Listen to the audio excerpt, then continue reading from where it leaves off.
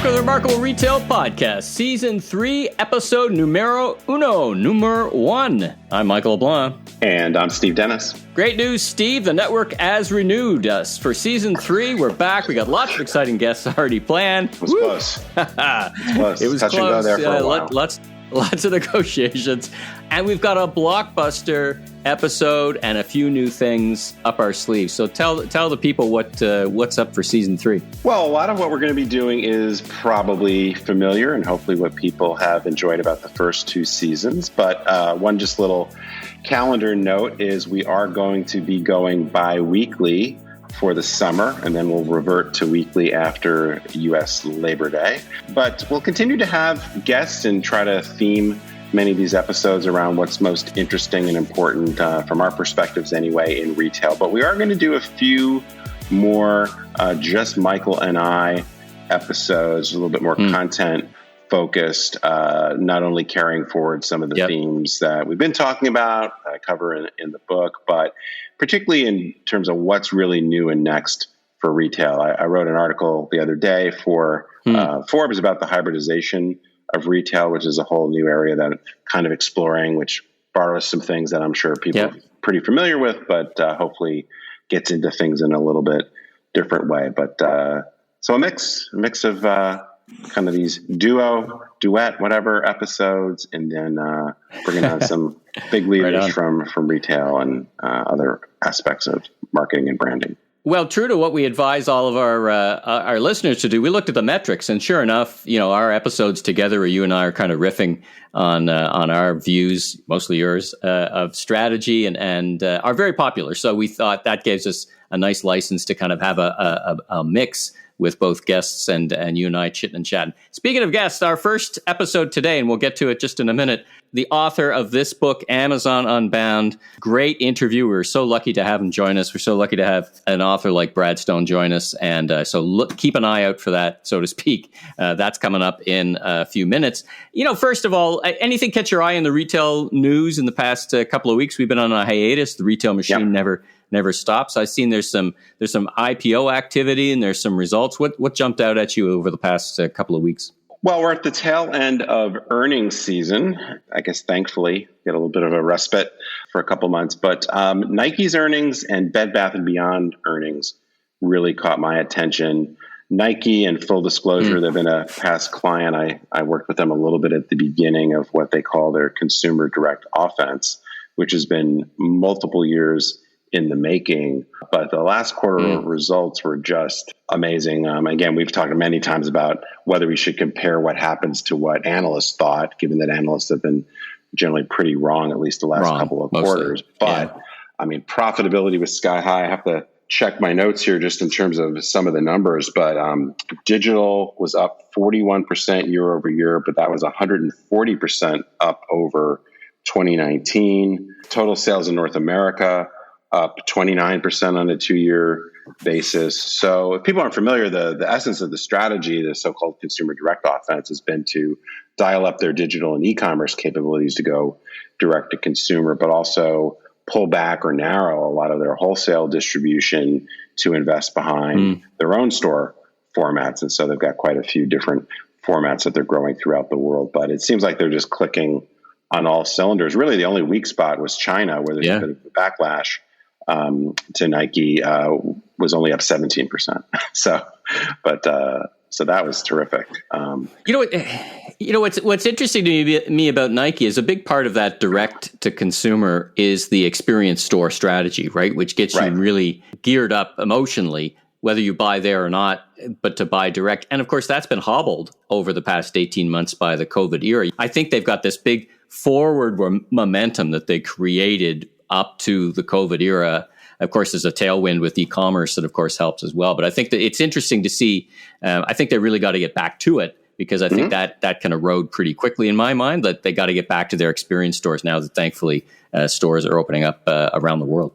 Yeah. And one other number that's kind of related to that I thought was pretty staggering, and I remember this was also a big push going back a few years, was their membership efforts. And they said in their earnings release that they have 300 million members worldwide. And so that's a customer data insight Wow. factory, but that's also obviously a way to reach customers directly, more efficiently, in a more personalized basis. So I think the fruits of that effort will, in addition to what you're talking about in terms of their physical store presence, will really be something. Bed Bath and Beyond, I think, fascinating company to watch, undergoing I guess they're about their second year transformation. Mark Triton, their newish CEO, former Target executive, has been making a bunch of things happen, largely around private brand development, new marketing, decluttering their stores, emphasizing digital. Their numbers were mixed, I guess, in terms of certainly sales were up a lot. They had a lot of stores that were closed. Their comps were like 86% year over year, but just up 3% on a 2-year basis. Their profitability was a little bit disappointing. They lost $51 million, I think it was, for the quarter. So that's not awesome, but they are investing behind a lot of new initiatives. So, pointed in the right direction, a bunch of new leadership team, a bunch of new leaders joining, several folks that joined, including a friend of mine, Rafa Massoud, who's head of digital. So definitely one to watch.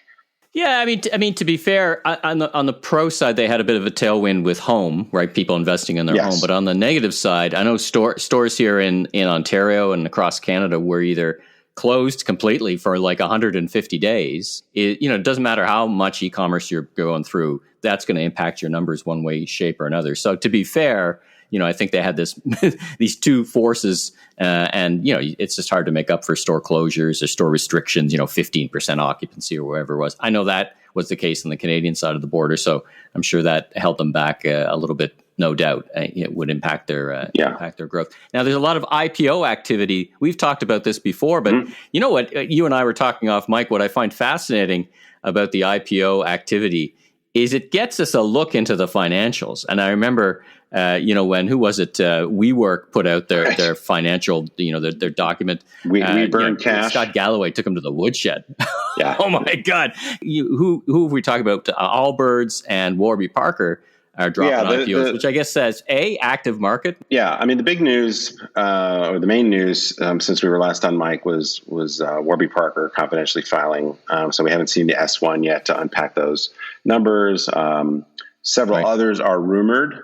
Of these digitally native brands, disruptive brands, whatever we want to call them, are rumored to be in the pipeline. And I think some of this, certainly in Warby's case, maybe in Allbirds' case and a few others, is a reflection of both the maturity of their businesses. I mean, they've been around for a while.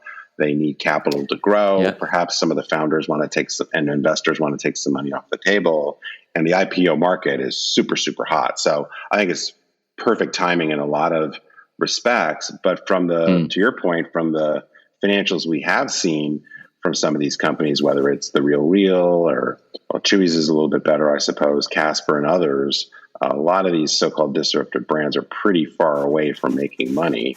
So we'll see. That doesn't mean they're not good businesses long-term, but it will be interesting to see Warby's numbers, which I suspect to be pretty good, but we'll see. So I think we got to watch the financials to see what that really tells us about the future and how far away these companies are from being really big sustainable businesses, see what the valuation is like. Warby Parker raised some money last year at a $2 billion valuation, I think it was. So I think we have a lot of interesting things that'll come to light in the next few weeks from these IPOs that are already filed and some others that I suspect we'll see before the fall. Speaking of takeover activity, M&A activity, there's a bit of a name I hadn't thought of since probably the last time I was in a barber chair when I was 14, Playboy.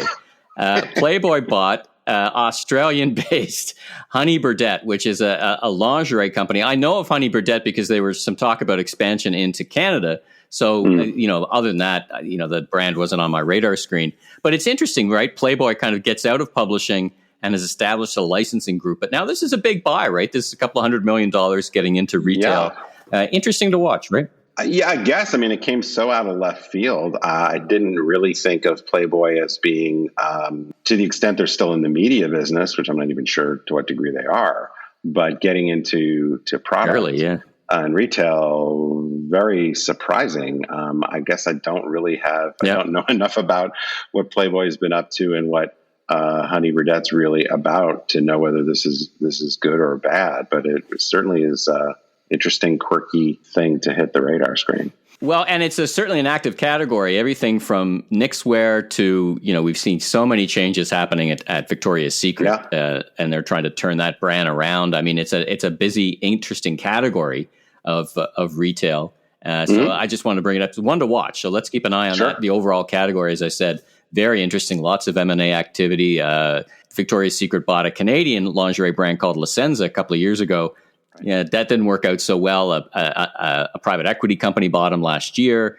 Lots of activity. But anyway, that's kind of the week's news. Anything else strike your fashion before we move on, or catch your eye, I should say? Just continuing to kind of parse out a lot of the economic news, a lot of very favorable trends, but a lot of concerns in terms of supply chain and stimulus rolling off and labor issues. And so I think it's going to be a pretty bumpy ride here, but mostly positive as we go forward. Well, I think what we can promise our listeners is a great season, because we got lots to talk about. I mean, coming out of the COVID era, this is going to be a fantastic, really interesting season 3 coming up every 2 weeks from now until Labor Day. And then we go back to weekly. Lots of people we'll be chatting to. But for now, let's get right to our great interview with Brad Stone of this book. Once again, Amazon Unbound, a weighty tome, but he's going to give us the high notes. Great discussion. So let's have a listen to that now. Well, we're delighted to kick off season 3 of the Remarkable Retail Podcast with our special guest, Brad Stone, who is a writer, author extraordinaire. But before we jump into his brand new book, Amazon Unbound, Brad, would you mind just telling us a little bit about yourself and your professional journey? Sure. Thanks, Steve. Hi, Michael. I currently run the technology coverage at Bloomberg News. I've been a tech journalist. Oh boy, I'm going to date myself here, but it's more than 20 years. Was at Newsweek magazine, then the New York Times, and then came over to Bloomberg to write for Business Week.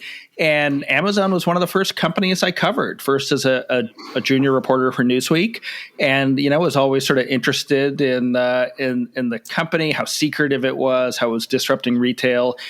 And just followed it, covered it as a beat reporter for the New York Times. And then at some point, it kind of occurred to me that no one had written the great Amazon story. And that was what at least led me to my first book, The Everything Store, in 2013. Yeah, we're going to talk more about your new book. But The Everything Store, to me, is just one of those really fascinating books. So that came out in 2013. Do I have that? That's right. Yep. So Amazon wasn't, I don't think, my memory gets hazy as I get older, but Amazon wasn't quite the source of fascination that it has become today. Is that, I guess was sort of interesting timing. Maybe that was a little bit risky to write a book back then, or not so much? I think it was an object of obsession in the book business. And so in a weird way, the book business was the canary in the coal mine. Amazon was disrupting publishing, not just with the Kindle, but with its own company-owned imprints. And it's funny to look back at it, because now it seems like such small stakes when you look at Amazon buying MGM or investing in Prime Video, growing internationally. I joke that the book industry is like the child of a previous marriage for Amazon. It's like they love the kid, they want to see it do well, but they're really more focused on the new children right now. Maybe they've got a little bit more potential. But so back then, I was selling a book about Amazon to book publishers that were obsessed, that were thinking about it day and night and worried about it. And yeah, I think the larger world, they maybe appreciated Amazon and Jeff Bezos a little bit more. There was a little bit maybe more of a heroic story, the story of an entrepreneur changing the world to people who followed it. Now, not only is Amazon more relevant, and more higher profile, but I actually think there's a little bit more of a negative shadow looming over the company and over Jeff Bezos as he retires now as CEO. Yeah, and definitely want to get into that. But I have 2 quick questions. I don't know if the answers are quick about the Everything Store. One is, so I worked at Sears way back when in my career, which at one point was kind of the Everything Store. And people have asked me whether I thought Sears could have become the Everything Store, could have been Amazon. First question is, any just general thoughts about kind of the Sears, Amazon, Walmart narrative, big picture? Yeah, I mean, it's funny. I remember reading Don Katz's book about Sears when I was working on the Everything Store, and of course, the great irony is that he now is the CEO of Audible, and so is an Amazon executive, and was basically the Sears historian. But no, I mean, it's like we've seen the rise and fall of these retail juggernauts over centuries. And for this book, I read a book called The Great A&P by Mark Levinson about the rise of the first scale retailer, the grocery chain. And it just feels like the stories of these companies follow a sort of rhythm, and they rise, and then the founders leave, and the entrepreneurial energy saps away, and they're handed over to a new generation of executives. But Wall Street starts to expect more predictable financial performance, and then gradually they fall. And it'll be the big challenge for Amazon as to whether they can really defy that trend. I think to a certain extent Walmart has. While its growth isn't no longer spectacular, it certainly is as relevant as ever. So, but yeah, I don't know that Sears could have remained nimble enough or pivoted enough, particularly as the private equity folks kind of came in to avoid the fate that has befallen it. Someday, maybe we'll turn that into a whole other podcast series or something. But maybe transitioning to the new book. So my second question around the Everything Store, as a title was, I do definitely feel like way back when in 2013. Amazon was largely viewed as a retailer. Obviously, as time has gone on, Amazon, not that there wasn't some of that going on back with your first book, but now Amazon is such a much more diverse company. So I don't know how you want to answer the question, but I'm sort of curious, is it really fair even to think about Amazon as a retailer anymore? And just maybe start to talk about what motivated you to write this second book about Amazon. But really, I would say in some respects, it's much more of a book about Jeff Bezos as a personality than it is Amazon per se. Yeah, it's interesting. The original title that I had for the book, and this is still the name of the folder on my hard drive where I keep all my files, was The Everything Company. And the idea was that it really wasn't a store anymore. It was so multidimensional. But look, I tend to think that Amazon sort of defies easy description now, and it is a retailer. Look, I mean, it's one of the world's, it's now, I guess, maybe the world's second largest retailer. It also happens to be so many other things: a device maker, a cloud computing provider, an entertainment company. And all of these have some very opaque but interesting connections between themselves. Like the retail part of Amazon is the largest customer for AWS. And one of the ways in which Amazon makes money on Alexa devices is through people making purchases with their voice. But it is a retailer, right? And the biggest part of the company is devoted to taking those orders and then fulfilling them and dropping them off people's doorsteps. So it just requires, I think, and I have the hardest time getting my head around this. Amazon can't be described anymore in an easy one or two sentences. It's just I was thinking about this as I was writing the book, trying to outline it, which you can just imagine the headache because everything's happening at the same time, and you generally want to write these things chronologically. But there's just so much surface area to the company, all the different departments and divisions that I was just talking about. And then Bezos' transformation, which kind of runs through it. He starts as this single-minded tech geek with the crazy hyena laugh, and he ends up the object of tabloid fascination, the wealthiest guy in the world, and a figure who is somewhat divisive. And so, yeah, just surface area. So I was actually Googling the name, and I don't recall it now off the top of my head, but for the name for a geometric shape with an infinite number of sides, because I thought that actually kind of describes Amazon right now. Well, picking up on that theme, I mean, certainly if you think about growth, I think of vertically. In other words, we just do more of what we used to do, and horizontally, we do other things. Both characterize Amazon. What in your mind has been some of the biggest changes? Is it around the way the company is run? I mean, here's a startling factoid. An ex-boss of mine became a president. Joe Galli is one of the first external. He came from Black & Decker. I worked for him at Black & Decker, and he became one of the first external presidents. Is it the culture that's changed, or is it Bezos that's changed, or what?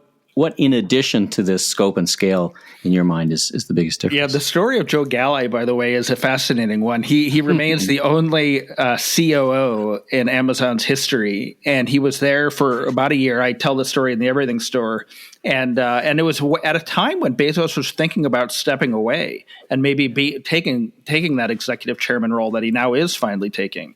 I don't know that the culture has it changed that much. I think it's grown exponentially larger. But one of the remarkable accomplishments is that Bezos he's not just an inventor, he has created a system of invention. And it's everything from the 6-page documents that start off every meeting, to the 14 leadership principles, to the biannual company reviews, OP1 and OP2. And he created a system that's very easy to scale. And so you have now, an infinite number of divisions operating in a very decentralized way, getting their goals from the leadership team, the S team, and reporting their progress several times a year with these data-rich, metrics-heavy progress reports. So, maybe the culture. Look, Bezos micromanaged everything early on. He is a maniac, so it was probably harder early on when he had his eye on everything. Now he can't possibly do that, so he's micromanaging the new stuff. It was Alexa in the early days of that project, and he's allowing deputies to run everything else. So yeah, I don't think we can say that the Amazon culture has gotten laid back. It certainly hasn't. But because the founder, the executive who everyone's scared of has receded somewhat, maybe it's become a little bit more corporate and certainly bureaucratic. I mean, unpack for me. I want to pick up on one thread. You talked about allowing deputies to run divisions. I have a hard time in my mind imagining a leader like Jeff Bezos being hands-off on a lot of decisions. But is that part of the art and science that he's been able to master, is been able to step back yet still keep a firm hand on the rudder? Because as Steve said, and you echoed, these inflection points, these transition points are so tricky. I mean, we can say as many companies, I think of GE under Jack Welch, right, built a behemoth with momentum, and there was almost a religion of management, and it just didn't do so well after he left. But I guess that's this inflection point. Is what do you hope that the retailers take away from how he has stepped back yet keeps the direction going? Is it just culture that is that? Well, he does something where I kind of think of it as managing from different altitudes. And on the new projects, Alexa, the Go store with the cashierless technology, probably new stuff like the healthcare initiatives and the satellite initiative called Project Kuiper. He's very close to the ground. He's meeting with teams maybe as often as every week. And we should caveat that all this will change in late July when he steps away as CEO. But he's been meeting with teams regularly, reviewing documents. In the book, I talk about the early days of Alexa when he was meeting with that team multiple times a week. And then with the more mature parts of the company, the marketplace, the retail division overall, AWS, he has allowed deputies to run those divisions pretty autonomously. He'll review their 6-page documents once or twice a year. But then what he'll do is he'll audit those businesses. If he gets an email from a customer, he sees a problem, maybe he encounters one himself, he suddenly he dives down towards the ground, and suddenly he's in there. It's one of those ominous emails with the question mark exactly that you described in the Everything Store. That I'm sure I'm sure everyone just jumps off their chair like it's been electrified when they get strikes fear in the hearts of employees. And in Amazon Unbound, I tell a couple of stories. In 2017, for example, when in an OP1 meeting, he discovers that the retail division has been relying on advertising for their profitability, and suddenly they're meeting with him every week. So it's managing from different altitudes, allowing key deputies to be autonomous, to run their divisions with independence, but then to come in and convey his philosophy or steer in a different direction if it's necessary. One of the things I really enjoy about the book, there's so many things I enjoy about it, but it's the way you've organized the 3 parts, which I'd love for you to talk a little bit more about in a second, but just to try to help readers or listeners picture this. So part 1 is about invention, but in the beginning of that chapter, you call out what the annual sales, number of employees, market cap, and Jeff Bezos's net worth. And then you transition to the second part, which is leverage, and same thing, you update that. And then part 3 is called invincibility. But Brad, could you just talk a little bit about why you chose to organize things that way and how that helped you put together all the amazing history and anecdotes and leadership lessons that you've got in the book? Yeah, sure. No, I'd be delighted to talk about it because, as I said, like organizing this book was the most difficult challenge. Much harder than the Everything Store, which was a very linear story, right? A group of guys in a garage with an idea to the company being globally recognized and somewhat feared in quarters. But this book is the big company getting much bigger, and it's a bunch of things happening at the same time.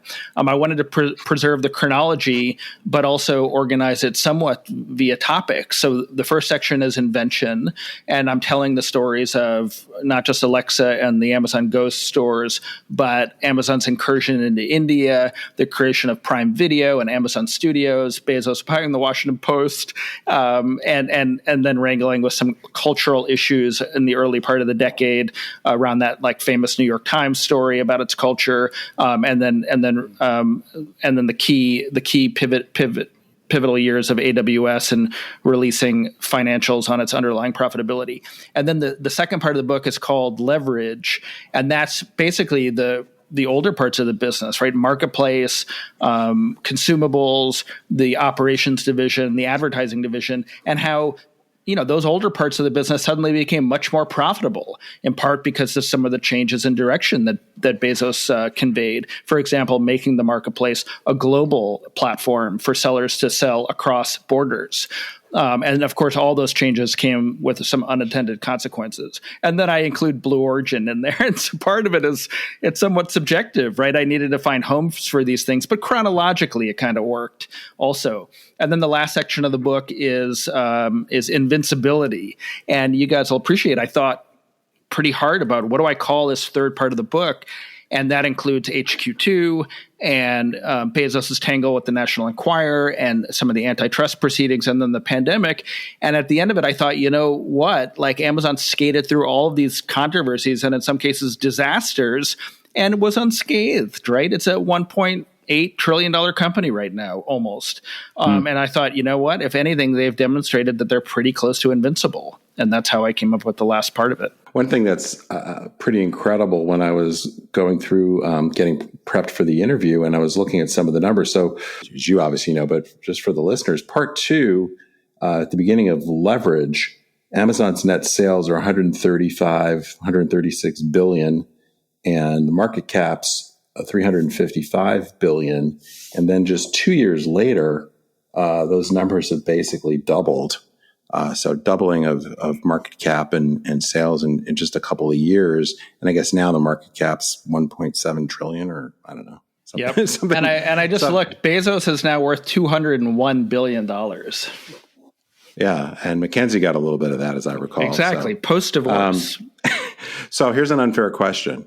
If you had to, and I hate to put you on the spot, but if we really fumble with this, I guess we can just edit it out. But if you had to come up with a chapter title or a part title for part 4 at this point, 3 years later, any thoughts on what that might be? Yeah. I mean, once you get to invincibility, it's hard to. I would say, first of all, I might do something like that for the paperback edition.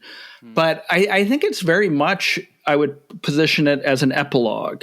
And in some ways, I think that's what this period feels like, at least to this story. Well, as I was finishing this book, Bezos announced via the I think it was the fourth quarter earnings report that he would be leaving the CEO role. And I had a moment of panic because I thought, this might change my whole book. But then I kind of realized, you know what? This is in some ways the story I've been telling of Bezos, his eyes opening up to a larger world, becoming a political figure, an entertainment figure, a tabloid figure, and starting to enjoy the life of leisure to which his wealth had, introduced him. And he's building the mega yacht, which I report in the book. And And so I thought, you know what, I don't need to do much. And I obviously worked it into the last chapter. But I think what this period feels like is Bezos stepping further back, setting a time to leave the CEO role. And then July 26th, going to space, right? This is like the thing that he's always dreamed of. I have a quote in the Everything Store from an ex-girlfriend saying the reason Bezos is making all this money is to go to space one day. So either epilogue or maybe adventure. I'm just trying to lose a few pounds. That's my goal. Maybe he can recommend a personal trainer for you. Apparently.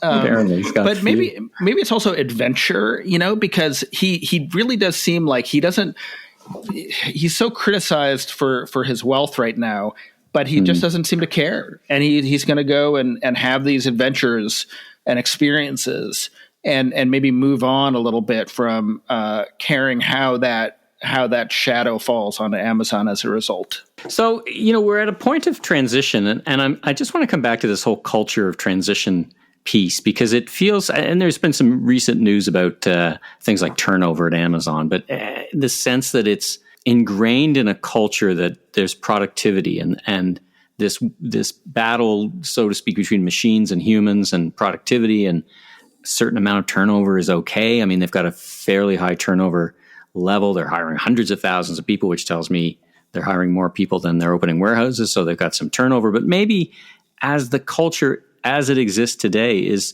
built for that. As you move forward, as you say, into this next part, which is, maybe it's this intersection or transition or inflection point. What's your bet, given everything you know about this organization, that they can keep this culture going? As you said, there's many examples of folks who did it. You think of Walmart today, you walk in a buyer's office, there's Sam Walton quotes, and they still have vendors who call them collect, right? I mean, these pieces of culture just, sustained for decades, long past the founder. Mm-hmm. Yeah, I think Amazon's in a pretty good position to continue its success. It feels to a certain extent like a boulder rolling downhill right now, just gathering speed. And the fact that there are now fulfillment centers within 60 miles of my house and who knows, maybe your houses, the fact that Amazon has this vast transportation fleet, it just means that they've got so many advantages now. And I really don't see anyone capable of catching up anytime soon. The turnover is a problem. It's very much by design. As I write in the book, Bezos always wanted a little bit of a temporary workforce. He didn't want employees to get entrenched, to maybe be prone to unionization. He thought that would limit the company's flexibility. As Amazon gets bigger, the hiring needs get ever more extraordinary, but the company has so many little knobs at its disposal, right? If it's suddenly finding itself in a low employment environment, having difficulty hiring for the holidays, we saw it during the pandemic. They offered a $17 an hour starting wage and a signing bonus. Those are things that its competitors, including Walmart, really can't do, right? For a number of reasons, some of them just can't afford it, but others have to conform to market expectations, and it would really hurt their profit. And Amazon's profit is soaring right now, and investors are always willing to tolerate a bad quarter or two. So there are just so many advantages Amazon has at its disposal right now. I mean, that's almost a whole subject for a whole other podcast, is this part about exceptions, right? As you say, companies as big as Walmart can and could, certainly have the financial resources to make the same investments, but they seem to be measured by a different metric fairly consistently. How is it, do you think, that Bezos and Amazon have been able to keep that narrative and keep that going so long that they're just seen as different, as a different form of capitalism? Right. And I guess we should question, is that really true anymore? I mean, Amazon is so now extraordinarily profitable that maybe finally investors are going to begin to expect it. And if they were to lose money for a couple of quarters, we might see a reversal in the direction of the stock price. But I think you go back to 1997 and that first shareholder letter where Bezos stated how he was going to run the company, and then did so. And Amazon kind of wandered in the desert for 10 years with a very stagnant stock price after the dot-com bust. But they've been right about so many things, not just e-commerce, but the Kindle and Alexa and Amazon Web Services, that they've earned the trust. Now, and they've created. I mean, let's not sell Amazon short by any means. They've created some of the most innovative technology and business models in the past century. I would think. Totally. Now, the question is, Bezos obviously got a lot of he had a lot of loyalty, and he convinced investors to have a lot of patience. And a key question is whether that kind of halo, or how much of it, will transfer over to Andy Jassy and the new leadership team. If he has a couple of bad quarters, will the institutional investors hold their noses and keep the faith in the same way that they did for the years of Jeff Bezos? That's a key question. So, Brad, I'm mindful of our time, and we talked off mic about when we were trying to get organized for this interview. There's just so much in this book. There's, you can tell. You're a great writer, but you're a great reporter as well. There's just so many anecdotes and stories and chronologies and so forth. But I'm curious. So, in the Everything Store, you track down Bezos's father. In Amazon Unbound, you track down the voice of Alexa, which is a fun little anecdote. But I'm curious, among all the stories, whether they're about Bezos or just things that happen at Amazon, are there one or two that you just really, really love and maybe give a flavor for what readers will find when they dive into Amazon Unbound? Yeah, and the Alexa voice was funny. Because I thought when I started on this book, how can I possibly duplicate the feat with the father?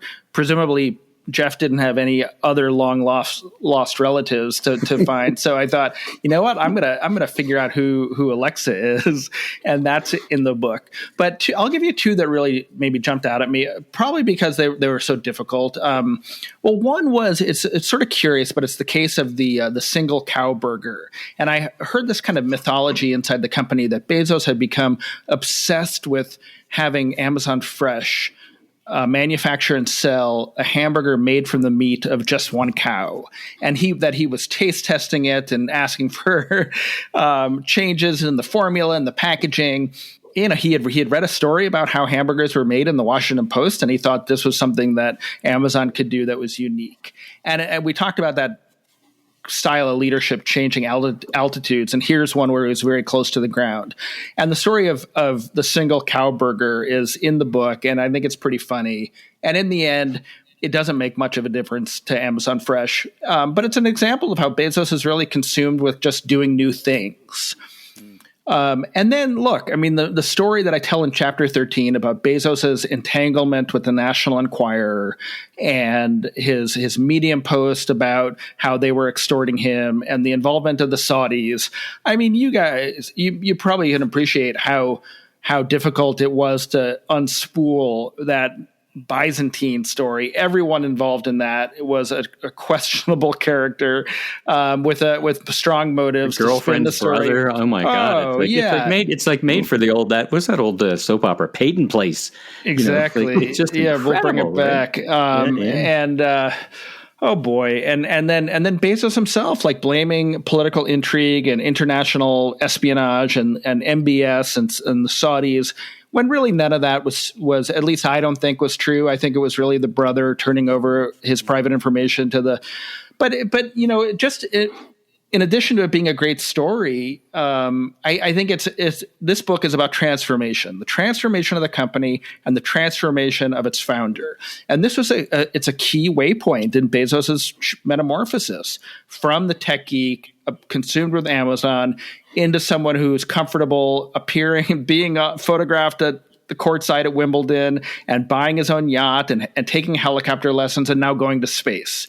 And so it really does. I think the way he handled that and kind of escaped scrutiny is a great example of how he operates and how much he's changed. Well, you've somehow managed, and I'm very envious, you've somehow managed to do what a lot of great business books do in terms of, laying out lessons and providing history and context and behind the scenes, as well as this, what I think is very much, kind of the classic hero's journey. So it's got a sort of a novelist or a novel feel to it in some ways, which I think makes it a particularly fascinating. But before we let you go, one last question. We talked a bit about the transition to Andy Jassy, but is there anything else as we think about Amazon's next phase and their growth and their evolution that you think we should be paying particular attention to? I know that from a more pure retail perspective, we've started to talk about their plans for getting into the supermarket industry more broadly. People are talking about services and insurance and prescriptions. But from your view, what do you think is the most interesting thing that people should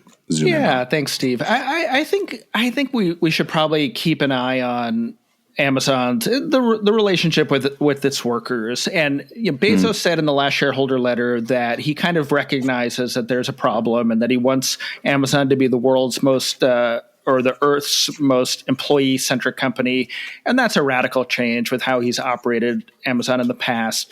So the extent that they can make work in the fulfillment centers less transactional, the relationship they have with the delivery service providers who are contractors, if they can kind of keep up with their growth there, I think that's going to be more important than expansion. I mean, there will be expansion to new product categories, healthcare. We talked about satellite internet access, maybe home robots, different devices. Of all things, they've opened a hair salon in London. There will always continue to be the shiny new objects, the bizarre things that they're doing, new grocery stores. Those are coming. But fundamental to Amazon is, can they take an order and give you a promised delivery time and then meet that promise? And that is the purview of the million plus workers in the fulfillment centers. And they're entering a time of greater scrutiny over those relationships and how they conduct business. And so I think that's important. It'll be important to watch. I mean, to me, that last part is really interesting because there's so much imagination and creativity goes into their business models that I think can be the solution if they set their mind to it, to solving problems like, as prosaic as where you urinate when you're a driver, and that's not their problem alone, but it's a lot of problem. It's a big problem. When you look at the pandemic, you see employees very safe at the facilities, but getting to and from the facilities seems to be a problem that could be solved by an organization like Amazon. So anyway, I just wanted to add that as a point of intrigue, and I think optimism to an organization that can change many things and has power to do that for good or for itself. Yep, I agree with that. All right, well, thanks so much. The man is Brad Stone. The book is Amazon Unbound: Jeff Bezos and the Invention of a Global Empire. It's a fantastic book. So many things we weren't even able to touch on here that you can learn a lot more about. But thanks so much, Brad, for joining us, and best luck. I don't know that you need much luck on this book. It's getting great reviews and selling very, very well. But check out Brad's work as well on the broader global technology front as part of Bloomberg. Thank you, guys. All right, that's a wrap on this episode, Steve. Season 3, episode 1 in the can, ready to go. And if you liked what you heard, please follow us on Apple, Spotify, Amazon Music, anywhere where you love your podcasts. Catch up with the great interviews. Subscribe so they will automatically show up in your podcast platform. Please take a minute and drop us a review. That's so helpful in building up our more listeners. The more reviews we got, the more listeners we get, the more we can spread the great word of retail and the hybridization of retail. Well, and I'm Steve Dennis. You can find me on social media at Stephen P. Dennis or on my website, stephenpdennis.com. And I hope you'll check out my book, the second edition of Remarkable Retail: How to Win and Keep Customers in the Age of Disruption, is available just about everywhere books are sold. And I'm Michael LeBlanc, host of the Voice of Retail podcast, a bunch of other stuff. And you can find me on meleblanc.co or, of course, on LinkedIn. Steve, have a great couple of weeks. We'll be back on the mic soon. And be safe, everyone.